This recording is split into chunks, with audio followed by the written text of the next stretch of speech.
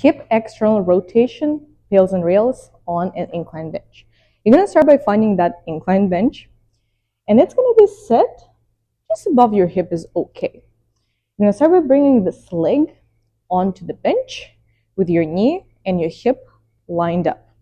Now, I need to find my end range for hip external rotation. The movement is this, right, that we're trying to work on. I'm going to tilt my tailbone up, arch my lower back a little bit, and lean forward until I feel like I can't do that unless I just bend my spine and collapse forward. Okay, so we don't want that. We want a nice hinge. Okay, so find where that end range is for you.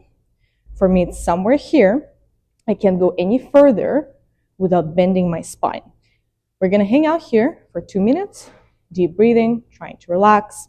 Once we're done with it, we're going to get into PAILS. So for PAILS, I'm going to ask you to push that ankle, foot, perhaps lower shin down into the bench. So you're almost trying to do this. Okay, so rotating hip in while staying in your end range. So pushing into the bench, ramping up the contraction from 20% to your maximum safest effort for a prescribed amount of time. Once you're done with your PAILS, you can switch into your rails, so almost into straight maximum safest effort by trying to pull that foot, ankle, and lower shin up. It's probably not going to go anywhere because you're in your end range, but you are contracting those tissues. Okay, so maintain that contraction for a prescribed amount of time.